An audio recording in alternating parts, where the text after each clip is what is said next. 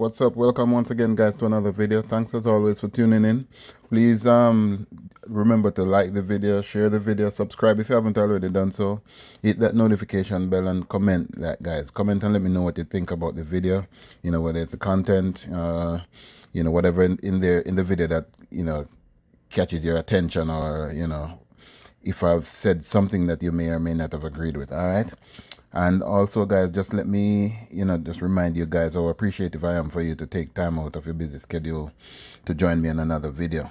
It is greatly appreciated, guys. And also, guys, let us, you know, continue to bless each other, you know, remember each other in a word of prayer. In these times, guys, we all need to, you know, to pray for each other. And, you know, thank God for you know, allowing us to live to see another day, each day that we open our eyes. All right. So, guys, I have, you know, a few incidents I want to bring to you guys today. Well, first of all, I saw this post that you're seeing on your screen. You know, I saw this and I kind of liked it. You know, so I decided I'm gonna share it with you guys, and you know, just let me know if you agree with me or not on this.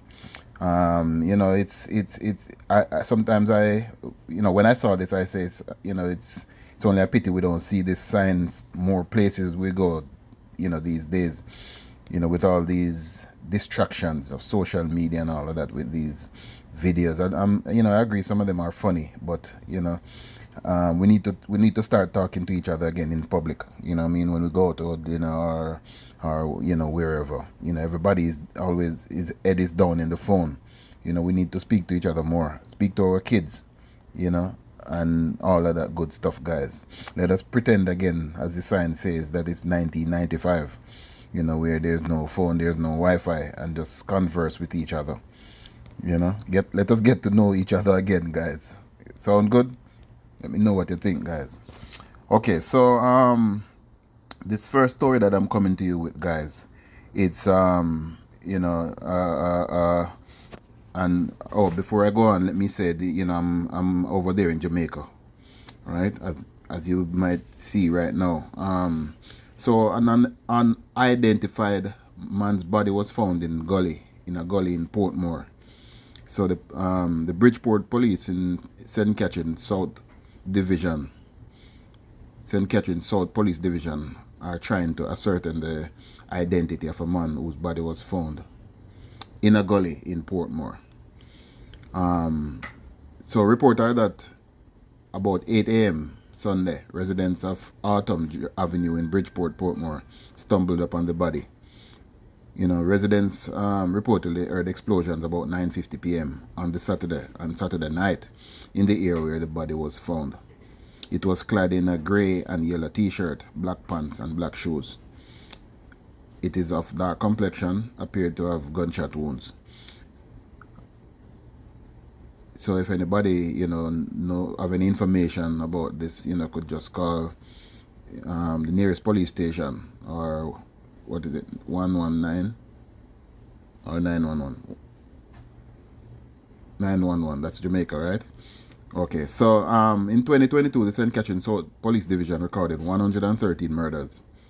At a recent meeting, Assistant Commissioner of Police Gary Griffiths commended the division for being one of two to have a reduction in 2022 and 2021 compared to 2021.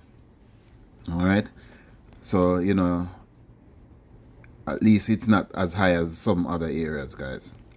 So hope they continue to see a reduction in that area. So guys, so the next story that I'm coming to you with now, it's over there in St. Anne. So guns was stolen. As if we didn't have enough guns on the streets already. Detectives are probing the theft of 2 firearms and ammunition in St. Anne. The incident occurred at a location in Miami Bay. Investigators say about 7:30 last evening, a licensed firearm holder had his Glock pistol with 47 rounds and a 12-gauge shotgun stolen. The weapons are yet to be recovered. So police is probing that one again, to see if they could find, who stole those guns. And I'm wondering now where these guns, they haven't said, but I'm wondering where these guns were stolen from, if it's in his car or what. Because if you remember, guys, the other day, a member of parliament had his gun stolen, and there were some charges laid against him.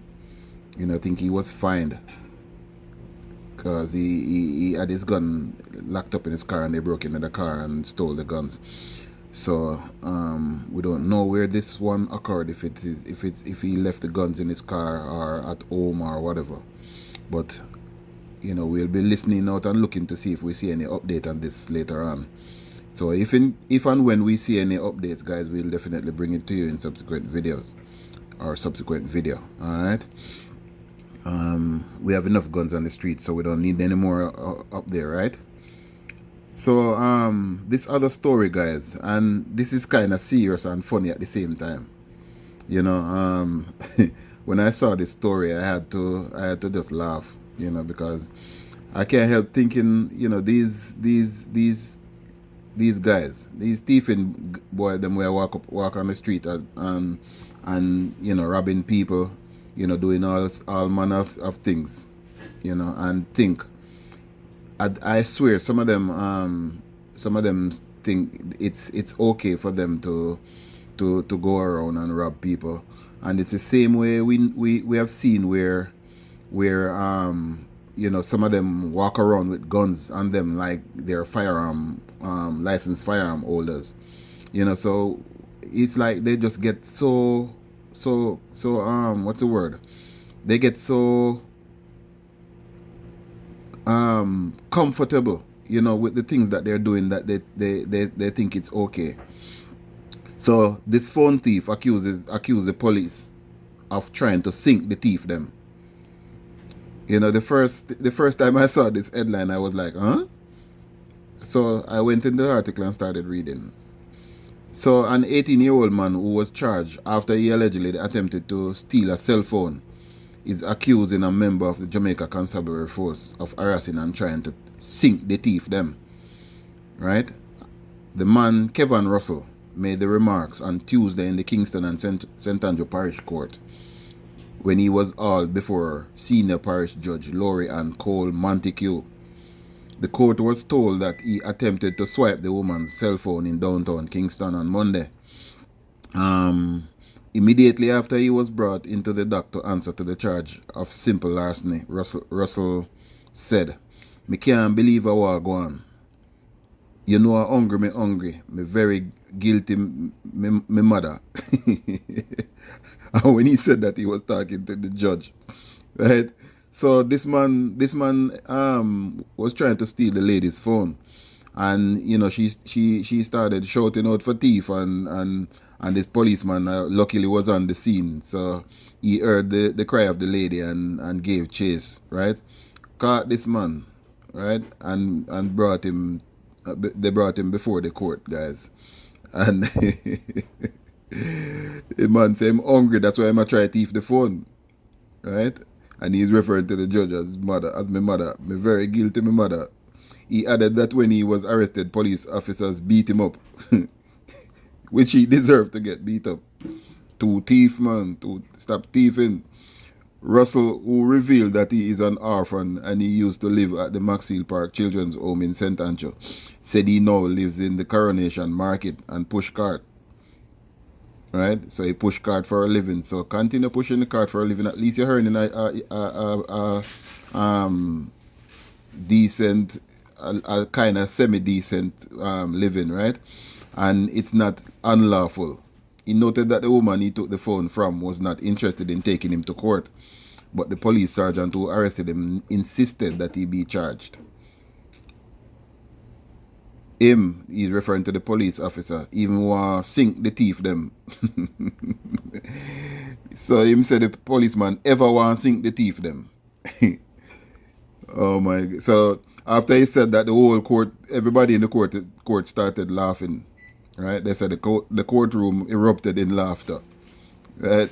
However, the police officer said he heard a woman running and screaming thief, which propelled him into action, and he gave chase to Russell, who was trying to evade the woman.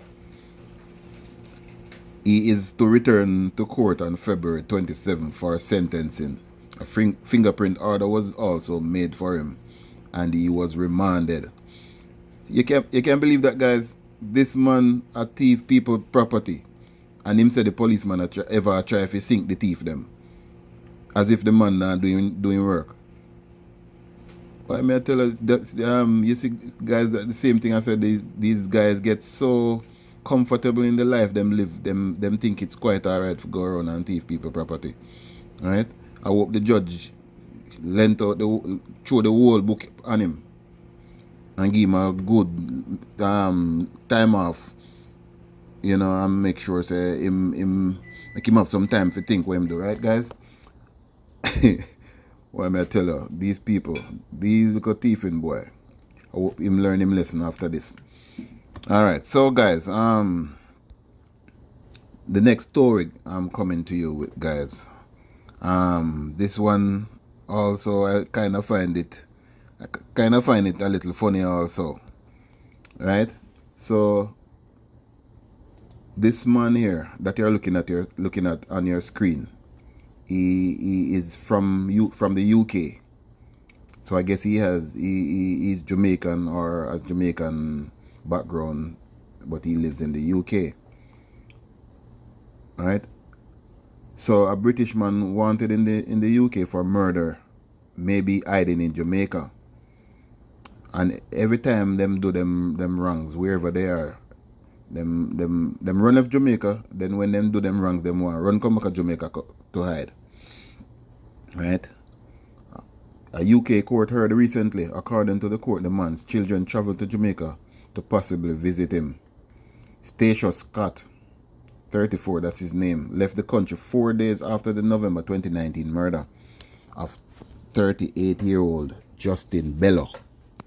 Reports are that Bello was choked to death in Scott's flat in Stockwell, southwest London, and his body was placed in a suitcase and dumped in a bin shed in Wembley, northwest London. His body was found 48 hours later by bin collectors when a foot was seen hanging out of the black suitcase on the ground.